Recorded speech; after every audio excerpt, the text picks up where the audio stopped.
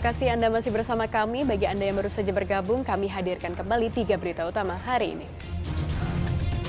Diterjang luapan air sungai Cijure, jembatan penghubung Sumedang, Subang Indramayu ambruk.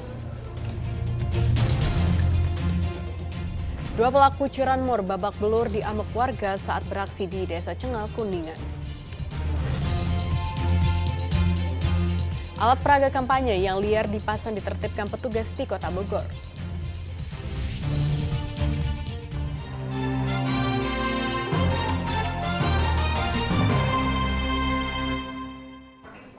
Seorang santri pondok pesantren di Kuningan meninggal dunia usai dikeroyok sesama santri. Motif pengeroyokan terungkap, ternyata korban kerap mencuri barang milik santri lainnya.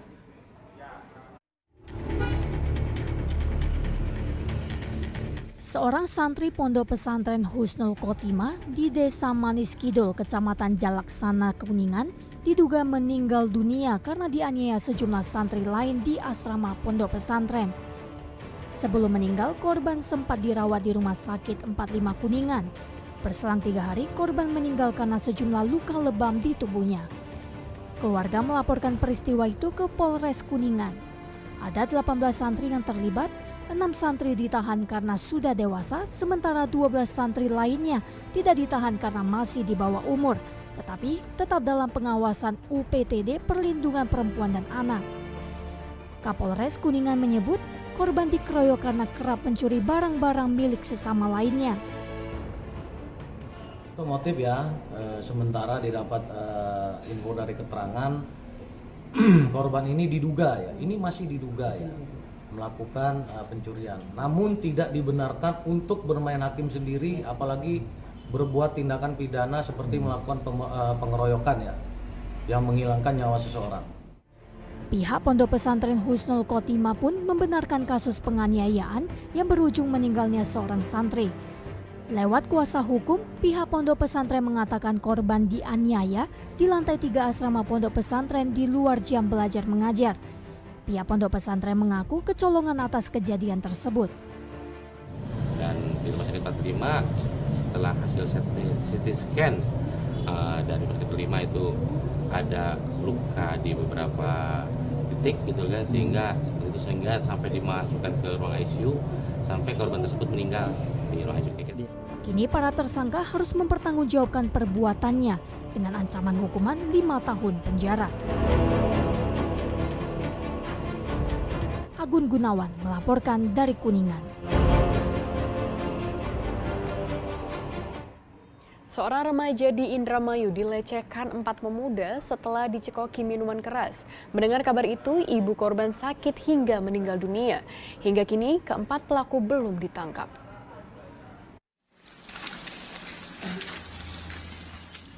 Didampingi sang orang tua, remaja 13 tahun ini memberanikan diri melapor ke Polres Indramayu akan pelecehan yang ia alami. Anak ini jadi korban tindak asusila yang dilakukan 4 orang yang merupakan tetangganya.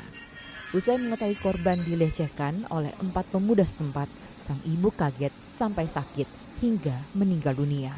Diduga sang ibu tak kuasa mendengar buah hatinya diperkosa oleh tetangganya sendiri. Mendengar kabar tersebut, korban didampingi ayah dan perangkat desa melapor ke pihak polisi. Perangkat desa menyebut keempat pelaku masih berkeliaran. Awal terungkap, jadi anak nih melamun, nah, terus sama orang tua ngaku bahwa telah diperkosa lebih dari 4 orang. Kemudian orang tua ibunya itu shock sehingga meninggal, dan kemudian terungkap untuk melapor ke Polres Indramayu. Itu melamun karena kesakitan atau? Itu mungkin shock. Kesakitan. Terus orang tuanya meninggal? Meninggal, ibunya. Gara-gara mendengar kabar itu. Ada riwayat juga? Kayaknya nggak ada. Pak, ini kalau untuk pelapor sendiri, ibunya anak apa? Sekitar 56 orang. Anak pang itu? Anak pang. Saling kenal sama korban? Kemudian kenal. Umuran berapa pelaku, Pak? Sekitar di bawah 20. Berat, ya? Pelaku masih bebas berkeliaran. Belum ditangkap berarti ya? Belum. Harapan dari keluarga itu seperti apa sih, Pak? Ya, harapan dari keluarga dan kami pemerintahan desa ya supaya kasusnya segera terungkap dan pelakunya segera ditangkap. Dari keterangan korban, peristiwa itu terjadi karena korban dicekoki miras oleh para pelaku hingga tak sadarkan diri. Saat itulah korban digilir oleh 4 pemuda itu. Korban telah menjalani visum dan sejumlah orang juga diperiksa. Mereka berharap polisi segera menangkap keempat pelaku. Maruli Habibi melaporkan dari Indramayu. Pencurian sepeda motor di sebuah garasi terekam kamera CCTV. Pelaku berhasil membawa kabur motor setelah merusak kunci gembok gerbang. Diduga pelaku sudah mengintai sejak lama.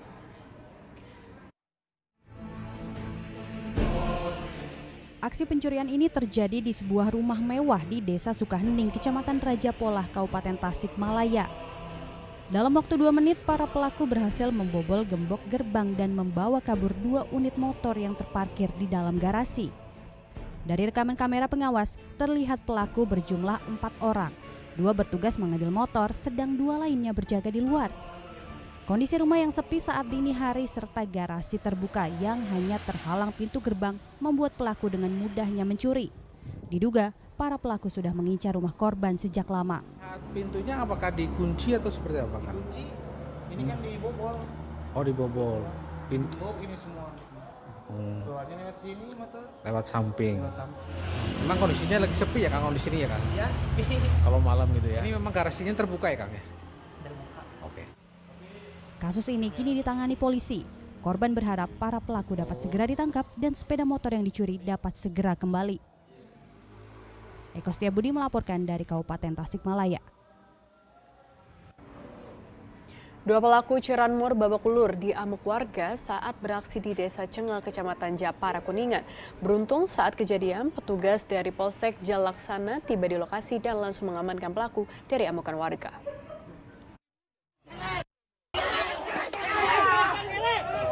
Aksi main hakim sendiri terjadi di Desa Cengal, Kecamatan Japara, Kuningan.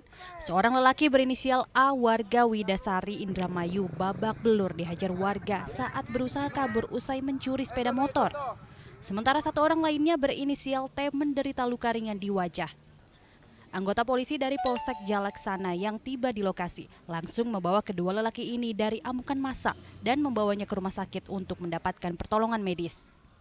Keluarga A tak menyangka kerabatnya melakukan hal tak terpuji sebab keponakannya itu pamit keluar rumah untuk mengojek.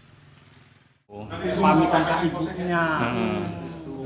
Nyuruh Penting 4:30 kejadian dia. Sehari-hari mah dekat tinggal di sok kumaha-kumaha gitu. Itu aya bedi imah kami di teh pan peret Islami. Saat ini kedua terduga pelaku pencurian motor tersebut masih dirawat di Rumah Sakit 45 Kuningan, sedang kasusnya masih ditangani Polres Kuningan. Agun Gunawan melaporkan dari Kuningan.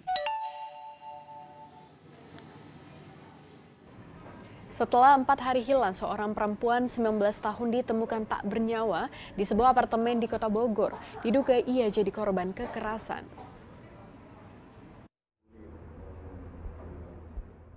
Di lantai 6 apartemen Bogor Ikon digegerkan penemuan seorang mayat perempuan berusia 19 tahun pada Senin siang lalu.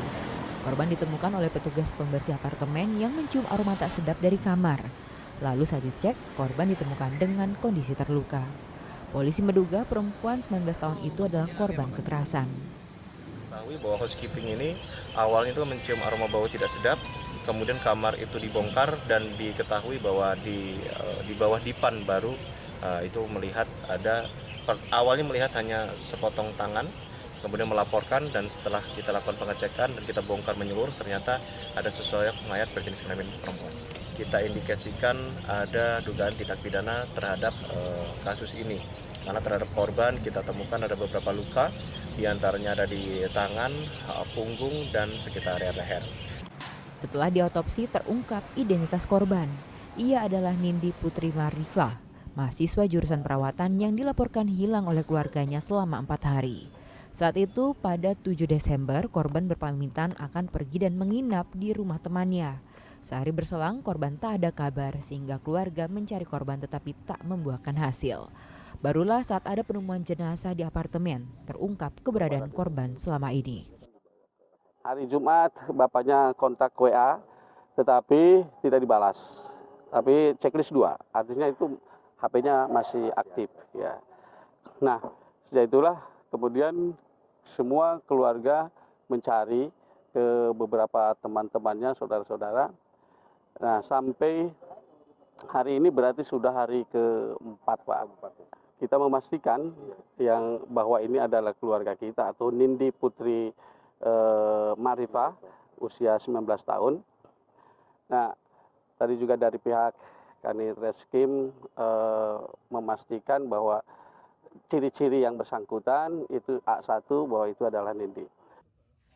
Keluarga melaporkan jika sejumlah barang korban juga hilang, mulai dari ponsel, laptop, dan sepeda motor. Keluarga berharap pelaku pembunuhan segera ditangkap. Jenazah Nindi lalu dikebumikan di TPU Pamijahan. Iwan Kurniawan melaporkan dari Kota Bogor.